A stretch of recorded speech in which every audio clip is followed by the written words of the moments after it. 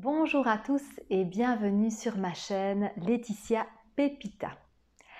Alors, dans le couple, pourquoi l'équilibre yin-yang de chacune des personnes est important? Alors là, croyez-moi les amis, c'est un thème que j'adore parce que tout ce que je vais vous dévoiler aujourd'hui, c'est vraiment les enseignements que j'ai reçus d'une cérémonie chamanique que j'ai faite donc avec les plantes. Et ça a été vraiment un enseignement cette fois-là, mais d'une profondeur et d'une précision absolument incroyable. Je suis sortie de là en ayant eu l'impression de comprendre 10 ans de psychologie. Bon, il faut revenir les pieds sur terre, j'ai encore 1 milliard de choses à apprendre, mais ce que je veux dire, c'était que vraiment l'enseignement de la plante était d'une profondeur, cette fois-là, mais vraiment extrême. Profondeur, rigueur, clarté. Voilà. Alors ici, je vais vous donner moi directement un exemple d'une personne qui serait très yang et une personne qui serait très yin, et après vous faire comprendre l'importance de l'équilibre. Bon, je ne suis pas experte non plus là-dedans. Les caractéristiques d'une personne qui serait à mes yeux très yang peut ne pas tout à fait correspondre à l'image que vous avez. Et puis en plus ici, je ne peux pas lister toutes les caractéristiques du côté yang et du côté yin, mais c'est juste vous faire un portrait pour que vous puissiez comprendre par la suite l'importance de l'équilibre. Donc, dans mon exemple, je vais prendre une femme qui a une énergie très yang. Donc, ce que je veux dire par là, c'est une énergie très masculine. Donc cette femme dans mon exemple, disons que dans le couple, c'est elle qui, même si ça fait un peu comme si les rôles étaient inversés, on va dire que c'est un peu l'homme de la maison. C'est-à-dire que quand il y a des projets à mettre en place, c'est elle qui va être beaucoup dans l'action. Quand il y a des choses à régler, même au niveau de la maison, c'est elle qui va, même voilà, si c'est un petit peu des travaux d'hommes, etc., c'est elle qui va le faire. C'est elle qui va entreprendre beaucoup de choses. L'action, entreprendre, le concret, très terre à terre, etc. Dans mon exemple, l'homme du couple est plutôt yin. Donc, cette personne, elle, est plutôt beaucoup dans l'émotionnel, beaucoup dans le contact, beaucoup dans une forme quand même de passivité. C'est quelqu'un qui est moins dans l'action, qui est plutôt suiveur, alors que la dame qui est yang dans ce couple, elle est plutôt le meneur, vous voyez? Donc ça, c'est un petit peu les caractéristiques du couple. Mais maintenant, je vais forcer un peu les traits de chacun pour que vous compreniez ce qui se passe quand quelque part il y a un manque d'équilibre yin-yang dans chacune des personnes. Parce que là, je vais donc reprendre l'exemple de cette dame qui est plutôt yang, mais vous dire qu'elle a un côté yang vraiment prononcé et pas beaucoup de yin. Donc, je vais en venir aux petites faiblesses de cette dame dans le couple. C'est quelqu'un qui a beaucoup de mal avec ses émotions. C'est quelqu'un qui ne veut pas voir, ne veut pas trop ressentir, n'est pas très à l'écoute de ses propres émotions. Et donc, elle a du mal à communiquer ses émotions, mais elle a aussi du mal à recevoir les émotions des autres. Elle, c'est plutôt l'action, le concret, on va dans le dur, on fonce, ça fait mal, c'est pas grave, on est triste, c'est pas grave, on est joyeux, c'est pas grave non plus. Les émotions sont vraiment fort mises de côté. En tout cas, voilà, il y a une tendance à ne pas vouloir ressentir. D'accord? Donc ça, c'est le trait un peu exagéré de cette femme qui est fort dans son énergie yang. Après, attention, hein, ça ne veut pas dire qu'elle ne ressent pas.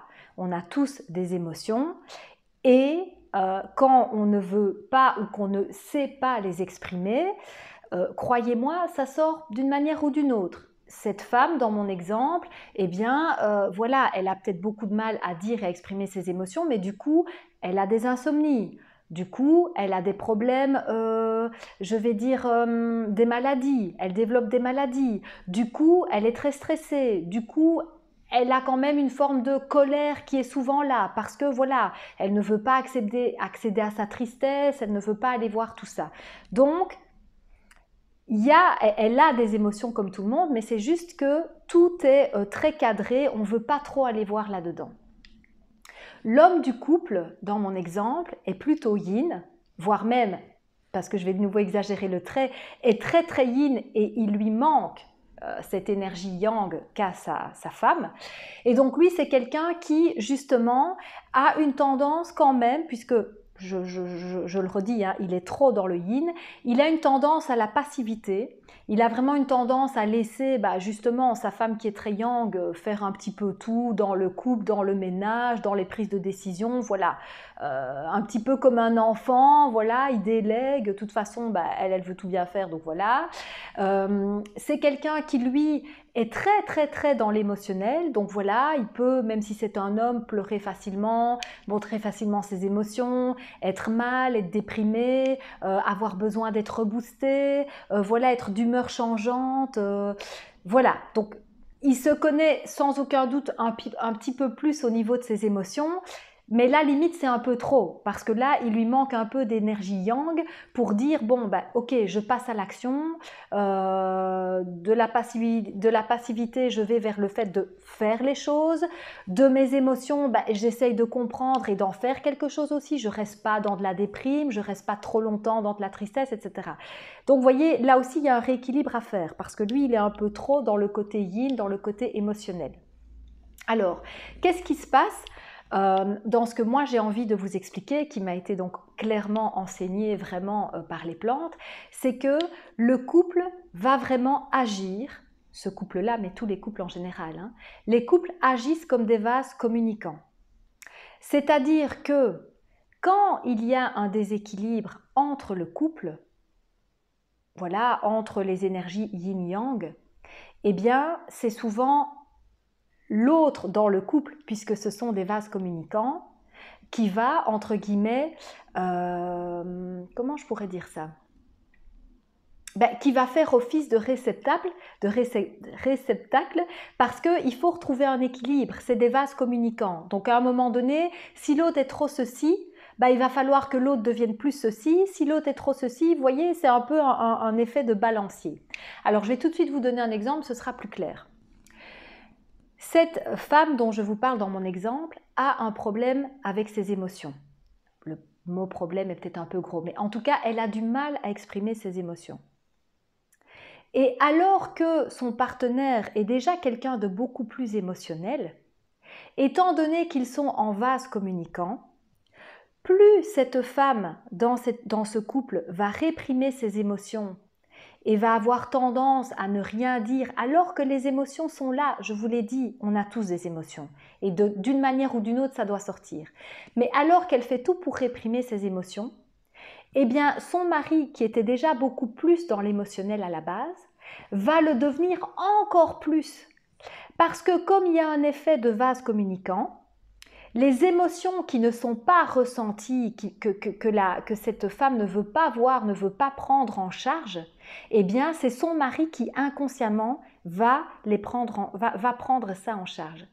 Mais là, vous voyez, ça peut réellement créer un vrai et gros déséquilibre. Parce que, qu'est-ce qui va se passer? Ce monsieur qui avait déjà tendance à être fort dans l'émotionnel va le devenir encore plus. Mais avec peut-être là des extrêmes qui vont devenir un peu pathologiques. Si sa femme qui retient toutes ses émotions détient une profonde tristesse en elle et que ce monsieur dans le couple est déjà quelqu'un de très émotionnel et qui parfois ressent fort la tristesse, dans ces moments-là, lui, il risque même de basculer vers une déprime. Vous voyez, c'est à ce point-là. Si la femme est en colère, mais qu'elle n'exprime pas sa colère, qu'elle ne dit pas, que voilà, elle réprime tout, son mari, qui avait peut-être déjà une colère en lui et qui lui ressent plus facilement les émotions, risque peut-être un jour d'avoir de tels accès de colère qu'il va en devenir violent. Mais en fait, c'est parce qu'à la base, il y a ce jeu de vase communicant. Et moi, c'est ça que j'ai vraiment envie de vous exprimer aujourd'hui, c'est que trouver en chacun de nous un juste équilibre entre notre énergie féminine, donc le yin, et notre énergie masculine, donc le yang, est important dans une relation de couple. Alors c'est déjà de toute façon super important pour soi, mais c'est encore plus important si on souhaite avoir une relation équilibrée. Parce que tant qu'on ne régule pas ces émotions-là dans chacun de nous, on va finalement un peu faire porter à l'autre notre responsabilité. Donc, une femme trop yang risque dans un couple de faire porter à son mari toute la partie émotionnelle, au point qu'elle-même va peut-être dire oui, mais mon mari, il est trop émotionnel, il est déprimé, quand il est en colère, il est presque violent. Oui, mais c'est parce que, voilà, il y a un jeu de vases communicants entre eux et tu ne joues pas ta partie, ma cocotte, donc ça ne va pas. Et le mari qui, dans mon exemple, est trop yin, ben, risque à un moment donné de vraiment, vraiment, vraiment tout déléguer à sa femme.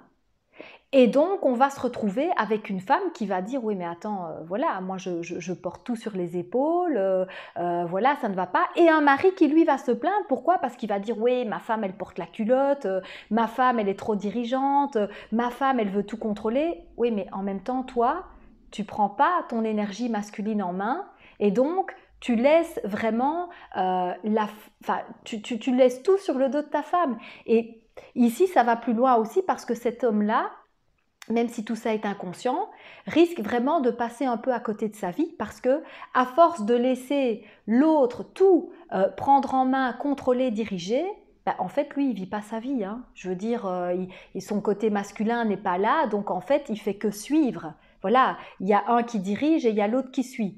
Alors attention, il y a des couples qui fonctionnent bien comme ça leur va. C'est un équilibre qu'ils trouvent juste pour eux. Moi, ici, personnellement, c'est mon but et c'est mon travail et c'est ce que j'ai aussi envie de simplement vous partager.